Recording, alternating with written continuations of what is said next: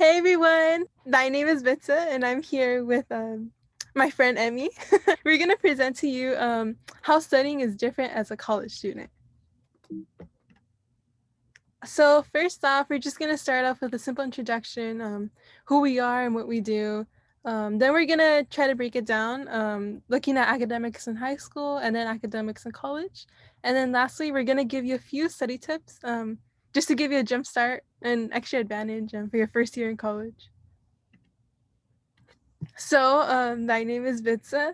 I'm a first year biosci major here at UCI. I'm also minoring in international studies. I'm a pre-med student and I am a BAMP mentor. Yes, and my name is Emi Yamasaki. I'm a second year psychological science major, as well as a Japanese studies minor, and I am also a BAMP mentor. All right, so just to start off, I wanted to introduce a little fun fact. When you first sign up for your classes in college, so there was like these weird numbers and it said 3 units, 4 units, all these numbers. And so I just wanted to tell you that a unit represents 3 hours of studying per week. So if a class is 3 units, you basically have to study for 9 hours per week if you really want to do well in that class. It's not necessarily mandatory or compulsory, but just something to prepare you. And if you didn't know, these units also add up to allow you to graduate. All right, so let's go over academics in high school. So one of the main differences between high school and college are these three tenets that I came up with. So first of all, in high school, classes were mandatory, right? You would probably get marked absent, or you would get a detention slip, or your parents would get mad at you if you skip class. So basically, your classes in high school are created to give you a maximum learning experience. So you would mostly meet maybe every day during the week or 3 days during the week for 1 or 2 hours. It can vary. But in college, you don't necessarily have to attend lecture. No one's gonna get mad at you. The professor's not gonna email you and tell you why weren't you in class. They're not gonna look after you. They're not gonna tell you to go to class. Your professor's really busy. Most of them actually do research and have to prepare for other lectures for other classes. Next is homework. I know that at least I hated homework in high school, but now that I'm in college, I kind of really miss it just because your teacher will give you worksheets or extra practice problems, and these kind of unconsciously help prepare you for the test or the final, or just to help reinforce concepts in your head. Sometimes your homework doesn't even make that much part of your grade in college. I'm actually taking a chem class right now where only 8% of my grade is homework. So it's not really that much a big thing, and it's not really that time consuming in my class, at least. And then next are study guides and extra credit. So in high school, a lot of my teachers gave really, really big study guides, and they really helped prepare me for the test. Sometimes giving extra credit. But in college, not all professors are that nice or generous. You kind of have to find practice problems for yourself, and sometimes extra credit isn't even a thing. So you just really have to prepare yourself throughout the quarter and just put in effort in everything you do because it's extra and free points. And then lastly, I think this is one of the big concepts that's really important, memorization versus application. So I believe that high school is mostly memorization. They give you multiple choice tests, and there's certain concepts that you have to memorize and really have ingrained into your head. But in college, it's much different. You don't really have to memorize every single detail in the book or the worksheet or anything that your teacher says in class. It's mostly just being able to identify the big concepts and being able to apply them to contextual situations or just being creative with it. Next, we're going to do academics in college. So college is structured a little bit differently than high school. So you do have a professor, or they may ask to go by doctor because they do have a PhD. And these professors give lectures that are usually 1 to 3 times a week and are 1 to 3 hours long. And usually these lectures are on basic concepts or whatever the professor wants to talk about, like their research. And they aren't mandatory, but it's definitely encouraged that you go so you can succeed in your classes. Along with the professors, there are other resources as well. There are teaching assistants who are graduate students, and they usually are in charge of grading your papers or exams. There are also peer tutors, and there are other resources on campus like academic resource centers that you can utilize as well. And then on top of that, you have supplementary classes, and they can be called labs or discussions or even studio. And these are usually run by the TAs to reinforce concepts that you learn in lecture. So overall, college might sound a little bit easier to you than high school, but in reality, it really does depend. Just because college is a lot of self-discipline, so you will be in charge of your own academic success. So that includes like tracking your own units for graduation to make sure you graduate on time. If you need help, you are in charge of reaching out to your professor. Professor won't go to you, like in high school, where teachers might ask you how you're doing if you're not doing so well in their class. And overall, just the main takeaway from this is whatever you put into something is what you're going to get out of it. And that applies to almost anything in college. You know, if you put in a lot of effort into your classes and you study hard and you go to lecture, you're most likely going to do pretty well in that class. And if you don't, if you skip lecture, you don't read the textbook, then you're most likely not going to do as well. Again, like Vitsa said earlier, there is less homework in college, but it's a lot more reading and a lot of self-learning because you are reading a lot of material outside of class. So that's definitely different from high school as well. And finally, grades just depend on fewer assignments, sometimes just one or two exams. Okay, and now we're going to go over some study tips for you guys, now that you know the differences between high school and college. All right. So I think one of the most important ones I can really point out is time management.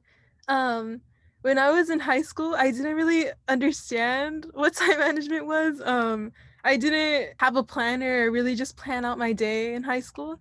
Um, but in college, it's way, way different. Just because you have a big chunk of free time. And sometimes that can kind of get you off track. Just because, you can spend more time with friends or, maybe there's like a Jamba Juice that's around campus that you want to go visit or something. I know I've been guilty of that. But time managing is very effective just because it helps you plan out your day and really makes you more accountable for what you did. So first of all, to effectively time manage, the first step would be to find a planner or create your own. So there are many types of planners. There are ones that they sell at Target with like cute owls or cute designs or anything like that. You could even make some of yours yourself. Just find what works best for you and your lifestyle. I personally use Google Calendar just because I'm on my laptop all day, and I know that if I have like a physical planner, I'm not really gonna look at it. So just find what works best for you. Secondly, organize your tasks based on importance and urgency. So if something is due at midnight the next day, you should probably work on that rather than something that's due in like 2 weeks. And third, just focus on one task at a time. Once you're in college, you'll see. But an example would be maybe you have a bio midterm and a chem midterm in the same week. So maybe you're studying for your chem midterm, and in the back of your head, you're like, oh my God, I have a bio midterm too. I have a bio midterm too. I should be studying for that too. And so it can be hard to just like focus on one task just because you're thinking of something else. It's just very, very more, it's more efficient to focus on one just so that you get the most out of it in your studying time. So this is an example of my Google Calendar. I really like it just because you can kind of see like the gaps in time here, as you can see. And so in these gaps of time, I actually am able to see what I can fit in. Maybe I can fit in a run for 30 minutes, going to the gym or doing whatever you do for your exercise or free time. Or maybe I can fit in like a little study session with friends or by myself too. um, and it's free too. So I really recommend this. Okay, and this is an example of my planner from last year. I like to use a physical planner because I forget to check my Google Calendar a lot. So just having a planner out in the open where I can just look at it because it's right in front of me helps me a lot personally for getting my stuff done. So on the left side, I usually write important due dates, class times, and other events that I have. And I highlight them by importance or by category to help them stand out the most. And then if I need to, I'll make a priority list on the right side, just to make sure that I know which things I need to get done first. All right. So next is read the book on your own. So just like Emmy said, your professors are most likely gonna assign more readings, just because it's more self-learning. And so sometimes it can seem a little daunting because they can assign maybe like 20 pages for next class or 30. But even if a concept is not really covered in class and it's in the reading, it still has a fair chance of appearing on the midterm or the final, unfortunately. But don't be scared. Don't be scared. In my experience, most of the professors that have assigned readings have actually gone over them in class, and I've actually been able to use some of the supplemental information that they hold um, in finals or midterms whenever I have to write an essay or a paragraph. And it's really helped me because sometimes the professors will that will catch the professor's attention, and that kind of earns you more networking points in the future if you need a letter of reference. So yeah, but even if you don't understand the concept even after reading the textbook or going to lecture, I do recommend going to YouTube and searching it up, just because there's a ton of videos that actually help break them down in easier steps and make it easier to understand.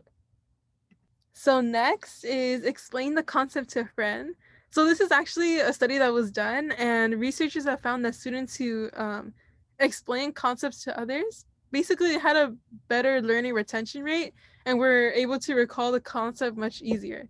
And I think one of the best advice that one of my professors gave me is testing yourself. So testing yourself is key. It can let you know if you're really prepared for the midterm or final, um, if you have it down, if you can explain it to someone right away. And you don't necessarily have to explain it to a friend. You can explain it to a cat or a dog or anything like that, or even your own family. So yeah, this really definitely helps to see what you're struggling with or what you haven't got down yet, and so you can be able to study. And then for STEM majors, or it doesn't even have to be STEM majors because some of you will have to take math classes for your GEs or maybe your minors. But for those classes, I would recommend practicing, practicing, and practicing. And because your professors don't sometimes they don't really give you that much practice problems or worksheets. Some of my tips would be to do the practice problems at the end of the chapters. Sometimes they have problems in the chapters themselves too, or at the end of the book. So I consider using Chegg or other online resources. I really like Chegg because your textbooks, they only have the answers to the certain problems, but they don't tell you necessarily how to solve it or what methods they use. So in Chegg, as you can see right here, unfortunately, it's not free. I actually pay $15 a month, but it's really helped because you just put in like the book that you have and you press go, and you can even put the chapter that you found it in and the specific problem that you want to look at, and it'll take you to the answer, and it'll give you like steps that it took, um, or that you can take to get the answer to that problem. And you can also rent textbooks here too for cheap. My chemistry textbook, I know like in Barnes and Nobles it's like $300, but here I actually rented it for $30 for 2 whole quarters. It was $30. So I definitely do recommend Chegg for those textbook solutions and just renting textbooks. And lastly, just try looking at videos on YouTube if you don't understand, and search up practice worksheets on Google. So for example, in my chem class, I'm learning about unit cells, so I can just search up like unit cell practice problems, and I guarantee you that a bunch of worksheets will come out with the answer keys too. And it's free, so I recommend it. Okay, so I'm just gonna go over a few study tips of my own. So, like Vitsa said, there is a lot of reading in college, but just because you're reading the whole textbook doesn't mean you should take notes on the whole book. It should just be the key concepts, the vocab, maybe things that the professor also covered in lecture that's in the textbook as well. And this is really important because those help you truly understand the concepts more than just to memorize them, especially because a lot of the concepts bridge over onto other classes. And I know that procrastination is pretty much inevitable. One way that I try to beat procrastination, because definitely for sure there have been moments where I take a break at one and all of a sudden it's three, is the Pomodoro method, which is intervals, so 25 minutes of work and 5 minutes of rest. You can adjust these intervals as needed. I did watch a YouTube video the other day though, and there was a guy who wanted to watch anime for his break. So instead of 25-minute work, 5-minute rest, he did 60 minutes of work and then a 20-minute episode of anime. So whatever works for you. I would also recommend you take advantage of your campus resources. They're there. You're paying tuition to use those resources, so you should definitely take advantage of it. Some really helpful ones in terms of academics are the Academic Resource Center, which most college campuses have. And those have peer tutors that will help you review concepts that you went over in lecture, and they'll provide a lot of practice and discussion with other students for better understanding. However, though, you may have to pay more on top of what you already pay for college to utilize this service, so just be aware of that. There's also writing centers on campus, which have writing experts as well as peer tutors that will help you with proofreading or just improving the overall quality of your essays and writing. And finally, for me personally, I find this one of the most helpful ones is office hours. So office hours are usually run by your professors or TAs, and they're just like an hour where you can go in and ask them anything you want. So you can ask them about concepts that were gone over in lecture or ones you found in the textbook that you weren't sure you understood. And it's also a really good way to get to know your professor better. So maybe ask them about their research or something that they mentioned in class that you thought was pretty cool. And that's a really good way to help network as well. For example, last quarter, one of my professors, I tried to go consistently to her office hours and I got to know her pretty well. And by the end of the quarter, she was willing to be my reference for one of the applications I was working on. So that was really cool. Okay, and one more pro tip is to always call your professors by doctor or professor. In high school, you refer to teachers as Mr. or Mrs., but in college, they're known as professors. And some are really picky about their title. So just be aware of that because that can also affect your relationship with your professor, especially if you're trying to get closer to them. Okay, and finally, just an overall thing with all the study tips we've thrown at you, just ask yourself what works best for you. You know, how you approach studying for classes might be different for every class. Like for me, I have a psych class right now, and the professor teaches stuff that's not in the textbook, so I have to make sure I'm taking good notes in lecture as well as writing down concepts from the textbook. But I have a different class where the professor's lectures are basically just repeating the textbook. So I just take really good notes during lecture and then use the textbook to supplement. So usually by your first midterm or big assignment, it should be clear on what you need to do to succeed in your classes. And it should be clear on which strategies are best for you as well. All right, just some last words. A friendly reminder that it's okay if your first quarter or semester is a rocky road or not what you expected. It's normal just because it's a big shift. High school and college are two totally different things, and you need to adjust your study habits. So it will get better. Don't be discouraged. We're always here for you if you need support. And yeah, I know I got to see you on my first bio midterm here, and it really sucked, but you're there for a reason. They picked you for a reason. You're talented, um, and it's gonna be okay. I received a C and I got an A in the class, like at the end of the quarter. So yeah, you can improve your study techniques and get better. Yeah, your grades don't define you. In fact, one of my professors actually told me that they don't really care about the grades, they care more about the effort you put in. So if you're worried about that, just put in the effort, and we're here for you. Yeah, so thank you everyone so much for listening. If you have any questions, you can contact us at our emails or through our BAMP socials. And if you have any other questions, you can ask us during our live discussion on Fridays. But yeah, we hope that overall this presentation was helpful for you if you are deciding to go into higher education, and we wish you the best of luck in all of your future studies. Thank you. Bye, Thank you. everyone.